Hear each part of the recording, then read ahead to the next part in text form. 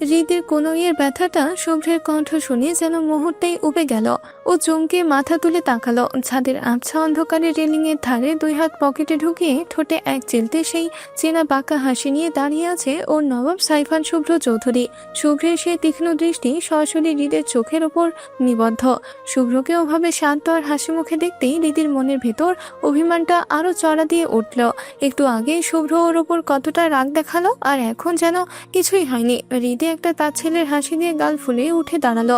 খুঁড়িয়ে খুঁড়িয়ে হাঁটা শুরু করতেই পেছন থেকে শুভ্রের সে ভরট কণ্ঠস্বর ভেসে এলো, এই শোন। হৃদি মনে মনে ঠিক করেছিল আর ওর কোনো কথাই কান দেবে না, কিন্তু ওই যে শুভ্রের কণ্ঠস্বর শুনলে ওর পা দুটো যেন আর নিচে বসেই থাকে না, না চাইতেও থমকে দাঁড়িয়ে গেল। ধীর পায়ে ঘাড় ঘুরিয়ে শুভ্রের দিকে তাকালো। শুভ্র তখন একই ভঙ্গিতে দাঁড়িয়ে, চোখে এক অদ্ভুত মায়া আর জেদ। শুভ্র এবার সোজা হৃদির চোখের মনি বরাবর তাকিয়ে খুব নিচু ও কিন্তু স্পষ্ট স্বরে বলল, রাতে ছাদে আসিস? কথাটা শুনে হৃদির ভেতরটা একবার কেঁপে উঠল। এই তো কিছুক্ষণ আগে কি তোলকালাম হয়ে গেল, আর এখনো রাতে ছাদে আসার কথা বলছে। হৃদির রাগটা এবার জেদে রূপ নিল। ও ভ্রু কুচকে গলাটা একটু শক্ত করে সোজাসুজি উত্তর দিল, পারবো না। এই বলে ও আবার হনহন করে হাঁটা শুরু করলো। ও আর এক মুহূর্ত এখানে থাকতে চায় না। শুভ্রের এই মায়াবী চাহনি ওকে দুর্বল করে দিচ্ছে, কিন্তু শুভ্র তো হার মানার পাত্র নয়। ও হৃদির চলে যাওয়ার দিকে একবার তাকিয়ে আত্মবিশ্বাসী হাসি হাসলো। তারপর একটু জোর গলায় বলল, আমি জানি তুই আসবে, কারণ আমি ডেকেছি তোকে, তোকে আসতেই হবে। আমিও দেখবো তুই না এসে থাকতে পারিস কিনা। শুভ্রের এই দাপুটে কথা শুনে হৃদির রাগে গা জ্বলে উঠল।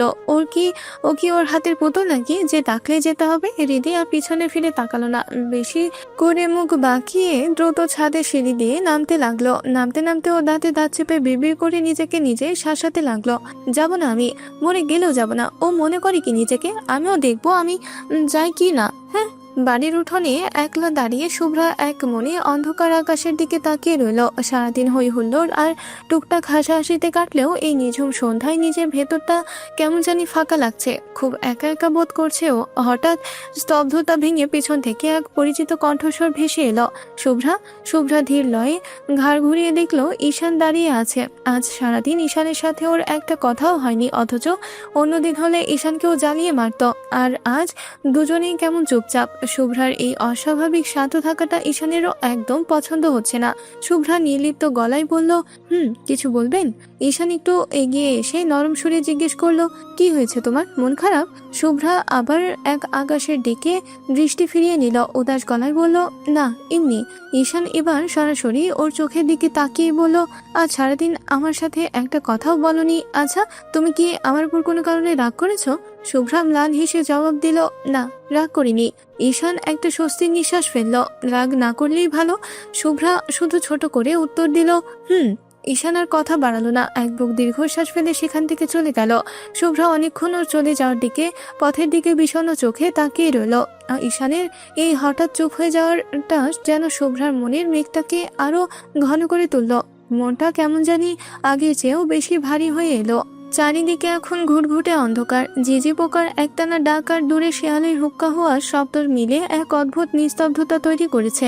বাড়ির সবাই রাতে খাওয়া শেষ করে যার যার ঘরে শান্তিতে ঘুমিয়ে পড়েছে। শুধু ঘুম নেই হৃদির চোখে। সে একা ব্যালকনির গ্রিল ধরে দাঁড়িয়ে আছে।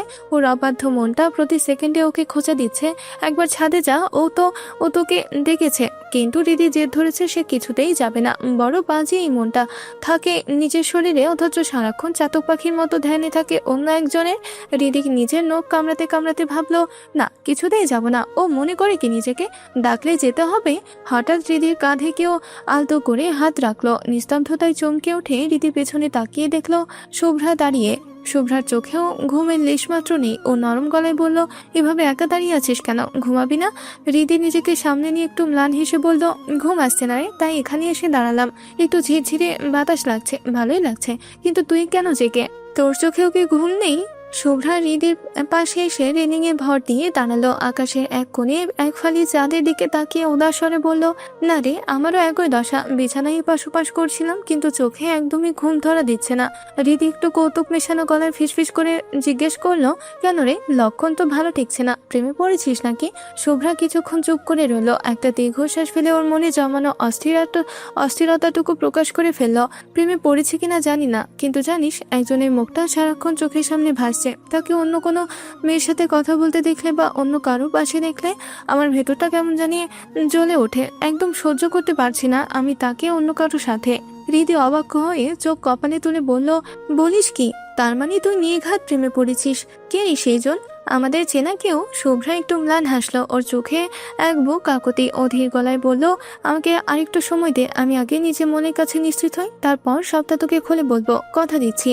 শুভ্রা কিছুক্ষণ এলোমেলো গল্প করে নিজের রুমে চলে গেল। হৃদি এবার আবার একা হয়ে আকাশের দিকে তাকালো। রাত যত গভীরে হচ্ছে, ওর বুকের ভেতর ছটফটানি যেন পাল্লা দিয়ে বাড়ছে। প্রতিটা মুহূর্ত যেন ওকে খোঁচা দিচ্ছে, বারবার কানে কানে বলছে, ছাদে যা হৃদি, শুভ্র নির্ঘাত তোর জন্য চাতক পাখির মতো অপেক্ষা করছে।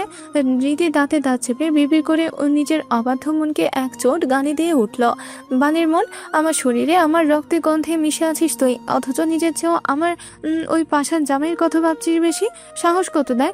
আর ওই নবাব একটু শান্তিতে থাকতেও দিল না আমাকে, নিজেও ছাড়বে না, আবার ধরবেও না। একদম মাঝ আকাশে ঝুলিয়ে রেখেছে আমাকে। তুই খালি আর একবার আয়, বাগে আয়, তারপর তোকে ভীষণ কিভাবে সাহায্য করতে হয় তা আমার খুব ভালো করে জানা আছে। নিজে নিজে একগাতা বকবক করে নিজেকে শান্ত করার আপ্রাণ চেষ্টা করলো হৃদি, কিন্তু লাভ হলো না। ওই যে অবাধ্য মন, সেখানে শুভ্র আগে থেকে এমনভাবে শিকড় গেড়ে বসে আছে যে নিজে যুক্তির চেয়ে শুভ্রর ওই হুকুমটাই ওর কাছে এখন বেশি দামি মনে হচ্ছে। বুকের ভেতর ধকধকানিটা ক্রমশ বেড়েই চলেছে। শেষ পর্যন্ত হৃদি আর নিজেকে আটকে রাখতে পারলো না। একরাশ যে তার এক বুক দূর দূর কাপড় নিয়ে বিড়ালের মতো পা ফেলে চুপি চুপি রুম থেকে বের হলো। অন্ধকারে করিডোর পেরিয়ে সিঁড়ি বেয়ে সোজা ছাদে উঠে এলো ও। ছাদের দরজার কাছে আসতেই ওর হৃৎপিণ্ডটা যেন গলার কাছে উঠে এলো। অন্ধকার ছাদ। হৃদি পা রাখতেই বুকটা ধক করে উঠল। চারিদিকে জনমানুষের চিহ্নও নেই। তবে কি পাষাণ লোকটা আসেনি, নাকি হৃদির আসতে দেরি হয়েছে দেখে বিরক্ত হয়ে চলে গেছে? এই একটা মানুষের জন্য এতক্ষণ ধরে ভেতরে ভেতরে ছটফট করছিল ও। একরাশ হতাশায় হৃদির দু চোখ ভিজে আসতে চাইল। গা ছমছমে অন্ধকার আর একাকিত্বের ভয়ে ও যেই না উল্টো ঘুরে দৌড় দিতে চাইল, ঠিক তখনই বাতাসের চাদর চিরে কানে ভেসে এলো গিটারের সেই পরিচিত টুংটাং সুর। হৃদি পাথরের মতো থমকে দাঁড়িয়ে গেল। ধীর লয়ে ঘাড় ঘুরিয়ে দেখলো ছাদের এক কোণে দেওয়ালের ছায়ায় হেলান দিয়ে দাঁড়িয়ে আছে শুভ্র। এক পায়ের উপর অন্য পা তুলে অদ্ভুত এক ভঙ্গিতে গিটার বাজাচ্ছে। চাঁদের আবছা আলোয় শুভ্রের অবয়বটা যেন আরো রহস্যময় ও মায়াবী লাগছে। হৃদির ঘোর কাটবার আগেই শুভ্র সেই নিঝুম অন্ধকারে সুর তুলল। শুভ্রের ভরাট আর মাদকতাময় কণ্ঠস্বর কানে আসতে হৃদের স্পন্দন কয়েক গুণ বেড়ে গেল। ও যেন নিজের হৃৎপিণ্ডের ধকধকানি নিজের কানে শুনতে পাচ্ছে। শুভ্র গিটারের তারে আঙুল বুলিয়ে দরদ দিয়ে গান গাইতে শুরু করলো। শুভ্র গাইতে গাইতে ধীর পায়ে হৃদির দিকে এগিয়ে আসতে লাগলো। ওর চাউনিটা আজ অন্যরকম, যেন সবটুকু অধিকার দিয়ে ও হৃদিকে গিলে ফেলছে। সুরের মূর্ছনায় ও আবার ধরল। গাইতে গাইতে শুভ্র একদম হৃদির গা ঘেঁষে দাঁড়ালো। হৃদির নিঃশ্বাসের তপ্ত হাওয়া শুভ্র অনুভব করতে পারছে।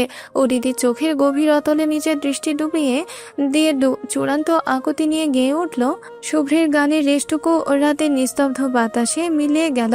হৃদি পাথরের মতো দাঁড়িয়ে আছে। ওর মুখে কোনো কথা নেই, এমনকি পলক ফেলার শক্তিটুকুও যেন হারিয়ে ফেলেছে। আজ ওর জীবনের সব থেকে প্রিয় গানটি, ওর সব থেকে প্রিয় মানুষটির কণ্ঠেও শুনে ও যেন অন্য কোনো এক মায়াবী জগতে হারিয়ে গিয়েছে। শুভ্র গিটার বাজাতে বাজাতে হৃদির চারপাশ ঘুরে ঘুরে যখন গানটা গাইছিল, হৃদির মনে হচ্ছিল সময়টা যেন ওখানে থমকে যাক। গান শেষ হতেই শুভ্র ধীর পায়ে হৃদির একদম কাছে এসে দাঁড়ালো।